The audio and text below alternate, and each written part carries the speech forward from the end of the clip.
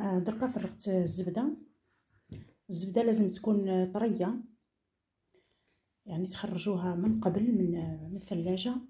بالنسبه لعظام البيض الثاني لازم يكون في حراره المطبخ. نضيف عليها 200 غرام سكر غلاس والسكر الرطب. نزيد عليها ملعقه تاع لافاني،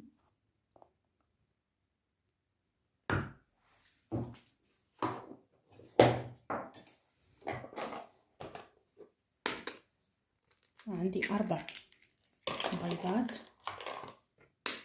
في حرارة المطبخ. ديما لازم الزبدة والبيض ديما يكونوا في حرارة المطبخ. وعندي كاس تاع زيت، هذا الكاس يعني صغير تاع التاي الزيت. بالنسبة للزيت من احسن النوعية اللي تكون ما فيهاش الريحة، باش يجي الصابلي تاعكم بنين. نخلط المقادير هادو، نخلطهم سواء بتحبي بيدك تحبي بالميكسر، ونرجع لكم نكملوا الوصفه. بالنسبه للخليط هاهو كيفاه يجي، يكون خفيف دركا نضيفوا 200 غرام نشا. 200 غرام نشا من احسن نصيروه. هنا في هذه المرحله نخلطوا غير بالسباتيو.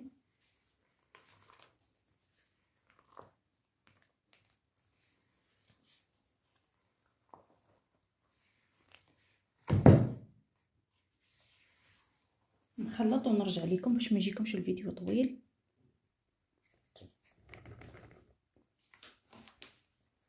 وهنايا نضيف حوالي كاس فقط تاع فرينه.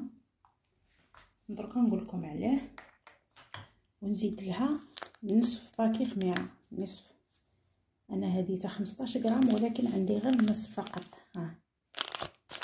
ملعقه. يعني اللي تحب الصابلي كروكانتي مقرمش ما تكثرش الخميره، واللي تحبوا يكون نورمال ديري باكي كامل تاع 15 غرام. انا درت نصف يعني ملعقه. هنا نخلط ومن بعد نقسم هذا الخليط، نقسمه على 2. واحده نخليها فاني والاخرى ندير لها الكاكاو.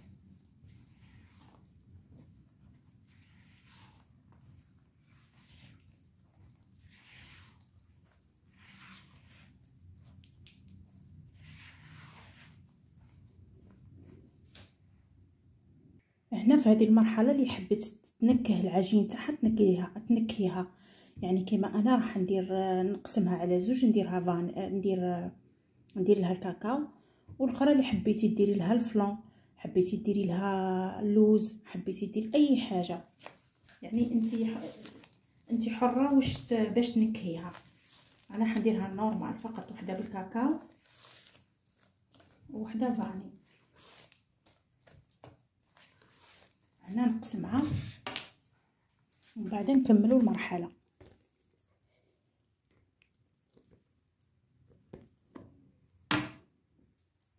راكم تشوفوا قسمتها. هنا يعني نحتاج كميه قليله فقط من عجينه الصابلي بالكاكاو، وهذه الكميه الكبيره نحتاجها خليتها في فاني. نكمل فرينه. وهنا اهم حاجه انك ما تنشفيش الصابلي الا كان نشفتيه من بعد كي تطبعيه وطيبيه يتشقق لك. هنا في المرحله هذه لازم العجينه تخليها ما تخليهاش ناشفه، خليها طريه. حطيها واحد 10 دقائق في الثلاجه وبعد مباشره اطبعي وطيبي. المهم نكمل باش ما يجيكمش الفيديو طويل، ومن بعد نرجع لكم نقول لكم بالضبط.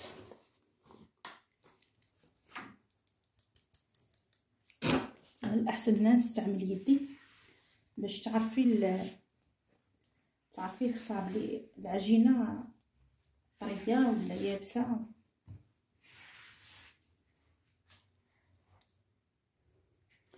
هنا راني كملت لميت. بالنسبه للفرينه حوالي 650 غرام هكاك تاع فرينه. ها تشوفوا فيه طري. دركا هكا نديرو في البلاستيك ونحطو في الفريجيدير حوالي 10 دقائق ونبدا نحل فيه. اما هذه نضيف لها ملعقه تاع كاكاو مر، كاكاو مر، كل نوعيه مليحه من الاحسن باش يعطيكم الذوق.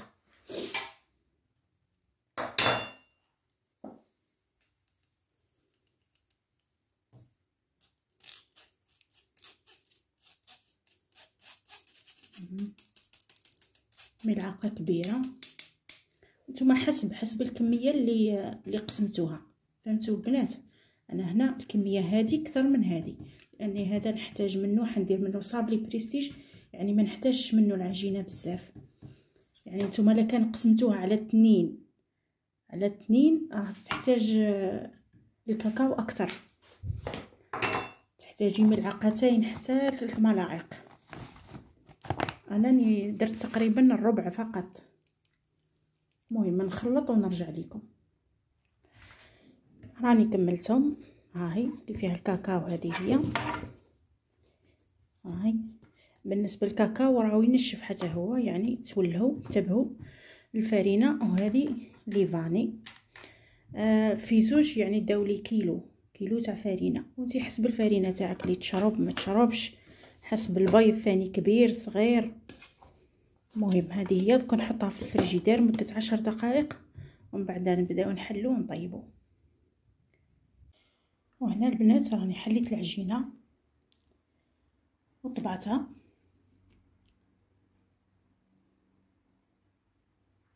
هاهي. المهم نكمل كل الكميه اللي عندي ومن بعد نرجع لكم. ودركا راني حطيتهم. بالنسبه لهذا الصابلي راح ندير به صابلي بريستيج. طيبته فوق هذا الطابي باش يجي من بعد الدسام لتحت، يعني المظهر تاعو مليح. المهم نطيبوه على درجه حراره متوسطه. الصابلي البنات يطيب فقط من التحت، يعني تشعلوا عليه فقط من التحت، تخليوه حتى يصفر ومن بعد نحيوه. هذه هي. شوفوا يعني ما جاش مشقق، وصفه ناجحه 100%. نحطها تطيب ومن بعد نرجع لكم.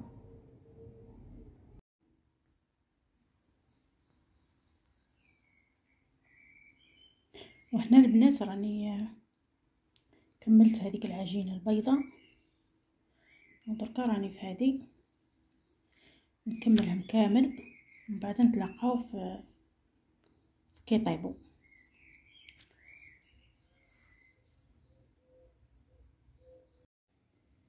وكما تشوفوا خواتاتي هذه هي الكميه اللي تحصلت عليها كامله تاع الصابلي، يعني جاروعه. هذه الكميه تاع 500 غرام فرينه. شوفي واش دارت لي الكميه هذه كامله. المهم ننصحكم البنات الصابلي باش يعني يجيكم صابلي مليح، الفرينه والزبده هادو زوج لازم تختاروا، الزبده والفرينه النوعيه المليحه يجيكم الصابلي مليح. تاني حاجه ننصحكم بهذا الطابي، من الاحسن تشريوه طيبوا عليه الصابلي لانه يعطيه لون رائع، يعطيه لون مليح. هذه هي. نكسر لكم وحده تشوفوها، يعني بلي راهو مقرمش وفي نفس الوقت يعني يذوب في الفم، يذوب في الفم. طريقه تبعوا فقط الوصفه يعني مضبوطه، وتتبعوا النصائح اللي بها ان شاء الله ينجح لكم. المهم نخليكم نتلاقاو ان شاء الله في فيديو اخر ان شاء الله كيفاش نديروا يعني كل نوع. انا راح نديروا صابلي بريستيج كل نوع نتلاقاو في فيديو اخر.